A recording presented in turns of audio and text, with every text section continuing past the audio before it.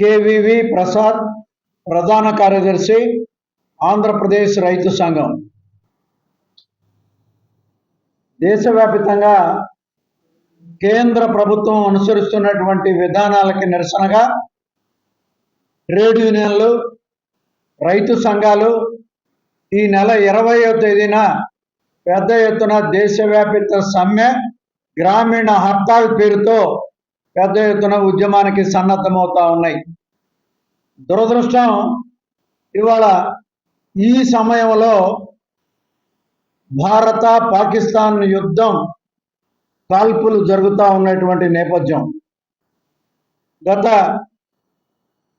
కొద్ది రోజులుగా దేశంలో ఒక భయానకమైనటువంటి వాతావరణం నెలకొన్నటువంటి పరిస్థితి మనం చూస్తున్నాం. పహల్గామ్ ఉగ్ర దాడి తర్వాత 26 మంది బలి తీసుకున్నటువంటి పరిస్థితి చూశాం. దీంట్లో ఈ సమయంలో కేంద్ర ప్రభుత్వం యొక్క విధానాన్ని మనం చూడలేం. ఎందుకంటే ఉగ్రదాడి చాలా తీవ్రమైనటువంటి పద్ధతుల్లో జరిగింది. 26 మంది బలైపోయారు. ఈ నేపథ్యంలో మన ప్రభుత్వం తీసుకున్నటువంటి చర్య, ఉగ్రదాడికి ముందు ఆ ఉగ్రదాడి ఎలా జరిగింది, దాంట్లో ప్రభుత్వ పాత్ర ఏమిటి అనేటువంటిది పక్కన పెడితే, ఇవాళ అన్ని రాజకీయ పక్షాలు, ప్రజా సంఘాలు మొత్తం ఈ దాడి తర్వాత జరిగినటువంటి ఘటనల నేపథ్యంలో ఈ పాకిస్తాన్ దీని మీద తీసుకున్నటువంటి చర్యను ఖండించకుండా ఉండలేకపోతా ఉన్నాం.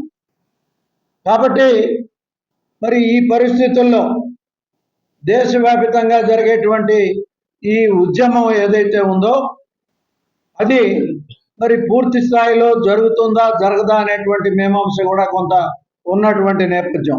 అయినప్పటికీ ఇవాళ కేంద్ర ప్రభుత్వం అనుసరిస్తున్నటువంటి విధానాలు గత అనేక సంవత్సరాలుగా కార్మిక వర్గం సాధించుకున్నటువంటి అనేక చట్టాలని పూర్తిగా రద్దు చేసి 4 లేబర్ కోడ్ల పేరుతో ఇవాళ కార్మిక వర్గాన్ని ఇబ్బందులు పెట్టేటువంటి పరిస్థితి తీసుకొస్తా ఉంది. అదేవిధంగా గత అనేక సంవత్సరాలుగా రైతాంగం గిట్టుబాటు ధరలు లభ్యం కావడం లేదు. కాబట్టి మద్దతు ధరలు రావాలి అన్ని పంటలకి అని చెప్పి కోరుతా ఉన్నటువంటి నేపథ్యం మనం చూస్తా ఉన్నాం. కానీ నరేంద్ర మోడీ ప్రభుత్వం రైతులు అడిగేటువంటి మద్దతు ధరలు ఇవ్వకుండా దానికి తగినటువంటి పద్ధతుల్లో స్వామినాథన్ కమిషన్ సిఫారసుల్ని అమలు చేయకుండా ఇవాళ 3 నల్ల చట్టాలను తీసుకొచ్చి రైతాంగాన్ని ఇబ్బందులు పాలు చేసేటువంటి పరిస్థితి తీసుకొచ్చింది. ఈ నేపథ్యంలో 13 మాసాల పాటు దేశవ్యాప్తంగా రైతాంగం చేసినటువంటి ఆందోళన ఫలితంగా నరేంద్ర మోడీ ఈ 3 నల్ల చట్టాలని వెనక్కి తీసుకున్నట్టు ప్రకటించినా ఇవాళ మళ్ళీ తిరగదోడి ఆ నల్ల చట్టాల స్థానంలో మరో చట్టాలని తీసుకొచ్చేటువంటి ప్రయత్నానికి పూనుకున్నాడు. ఈ రకంగా అటు కార్మిక వర్గాన్ని, రైతాంగాన్ని, గ్రామీణ పేదల్ని ఇబ్బందులు పాలు చేసేటువంటి పరిస్థితి వస్తున్నటువంటి నేపథ్యంలో 20వ తారీఖు పెద్ద ఎత్తున జరిగేటువంటి ఆందోళన కార్యక్రమంలో అటు కార్మిక వర్గం, ఇటు రైతాంగం, గ్రామీణ పేదలు అందరూ పెద్ద ఎత్తున పాల్గొని జయప్రదం చేయాలని రాష్ట్ర వ్యాప్తంగా ఈ కార్యక్రమాన్ని తీసుకుంటా ఉన్నాం. ఈ జిల్లాలో కూడా, నెల్లూరు జిల్లాలో కూడా ఆ రకమైనటువంటి మరి ఆందోళనకి సమాయత్తం అయ్యేదానికి ఈరోజు ఆంధ్రప్రదేశ్ రైతు సంఘం సమావేశం కూడా జరుగుతూ ఉంది. ఈ సమావేశంలో భవిష్యత్తు కార్యాచరణ, మరి ఈ జిల్లాలో ఎలా రైతాంగ ఉద్యమాన్ని నిర్మించాలి అనేటువంటి అంశాల మీద కార్యక్రమం రూపొందించబోతా ఉన్నాం. Thank you. మిత్రులారా, అందరికీ నమస్కారం. మన ఇరిగేషన్ బోర్డు సమావేశం ఏప్రిల్ 17వ తేదీ జరిగింది. మంత్రులు, శాసనసభ్యులు అందరూ కూడా ఆ సమావేశంలో పాల్గొన్నారు. రైతు సంఘం తరఫున అందరూ మేము కూడా పాల్గొన్నాం. ఆ రోజు సుదీర్ఘంగా ఉపన్యాసాలు చేసి మే 5వ తేదీ మొత్తం జిల్లా అంతా కూడా సంవత్సరం నీళ్లు, కండ్లేరు నీళ్లు వదులుతాము. 2వ కారు అంటే రబీ అదునికి 3,60,000 ఎకరాలకి మేము నీళ్ళు ఇస్తున్నాము. ఇది చాలా సంతోషం, రైతులంతా గర్వపడాలని చెప్పి చెప్పడం కాకుండా 17వ తేదీ సమావేశం జరిగితే మా దగ్గర 18 కోట్ల డబ్బులు ఉన్నాయి, ప్రభుత్వం మంజూరు చేసింది. 18వ తేదీ నుంచే కాలువలన్నీ తవ్వేసి మొత్తం ఆయకట్టు చివరి భూముల వరకు నీరు పారించే బాధ్యత మాది అని చెప్పి ఆ రోజు మొత్తం ఉపన్యాసం అంతా అదే అడిగాము మేము.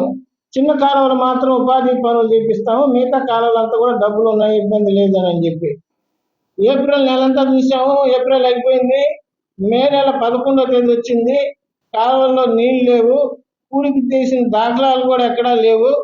సూపరింటెండెంట్ ఇరిగేషన్ ఆయనకి ఫోన్ చేశాము. మాట్లాడిన తర్వాత వాళ్ళు ఏం చెప్తున్నారంటే ప్రపోజల్ పెట్టాం, ఇంకా అనుమతులు రాలేదని. దేనికి ప్రపోజల్ పెట్టారు? తవ్వడానికా డబ్బులకా? డబ్బులు ఉన్నాయని చెప్పారు, ఆ వీడియోలు కూడా ఉన్నాయి, రికార్డింగ్ అంతా ఉంది. ఈ రోజుకి 18 కోట్లు ఉన్నాయని చెప్పి మరి ప్రపోజల్ పెట్టాము, ఇంకా రాలేదంటారు. నీళ్ళేమో నిన్న మొన్న సంవత్సరాల దగ్గర ఆయన నీళ్లు విడుదల చేసినట్టు పత్రికల్లో చూసాము. ఆ నీళ్ళు ఎక్కడే పోతాయి ఇప్పుడు? కాలువ ఒక్కటి కూడా శుద్ధంగా లేదు. 10 కిలోమీటర్ల కాలువలు మాత్రం పోతే చాలు, మిగతా 20-30 కిలోమీటర్ల దూరంలో ఉండే పొలాలకి, ఏ పొలాలకి కూడా ఈ నీళ్లు పారే అవకాశం లేదు. ఇంత నిర్లక్ష్యంగా వ్యవహరించిన ప్రభుత్వం కానీ అధికారులు కానీ వ్యవసాయం అంటే పట్టించుకోకుండా గాలికి వదిలేశారు. కొంతమంది అయితే నీళ్ళు ఏదో మోటార్ల కింద, పాయింట్ సెట్ల కింద నార్లు పోసుకున్నారు, వాళ్ళకి కొంచెం మేలు జరగదు ఇప్పుడు నీళ్ళు వస్తే. ఈ రోజుకి రాలా. నేను కృష్ణాపట్నం కాలువ చూశాను, సర్వేపల్లి కాలువ చూశాను, జాఫర్ సాగు కాలువ కూడా ఇప్పుడే పోయేస్తున్నాను. ఇప్పటి వరకు నీళ్లు రాలేదు. మరి సంఘం నుంచి నీళ్లు రావాలా? ఉన్నాయి, నీళ్లు చెరువులో నీళ్లు ఉన్నాయి, ఎత్తొచ్చు. అదునైతే పోయింది. ఏప్రిల్లో ఎడగారంటే ఏప్రిల్ 15 లోపల నారు పోసుకోవాలా, లేదంటే కనీసం ఏప్రిల్ ఆఖరి లోపల ఉన్న పోసుకోవాలా, లేదంటే సెప్టెంబర్లో వస్తే వర్షాలు పడతాయి, పంట తడిసిపోతుంది. ఈ మాత్రం కనీసమైన పరిజ్ఞానం కూడా లేకుండా శాసనసభ్యులు 8 మంది ఉన్నారు జిల్లాలో, అందరినీ గెలిపించారు శుద్ధంగా. ఒక్కరన్నా నీళ్లు రాలేదే, కాలువలు తవ్వలేదే. రైతులు అంతకుముందే రబీలో, ఖరీఫ్లో విపరీతంగా నష్టపోయారు. మేము అంచనా వేసాం రైతు సంఘాలందరూ కూర్చొని. 19,720 కొనాల్సిన ధాన్యాన్ని పుట్టి 16,500కి 16,000 కొన్నారు.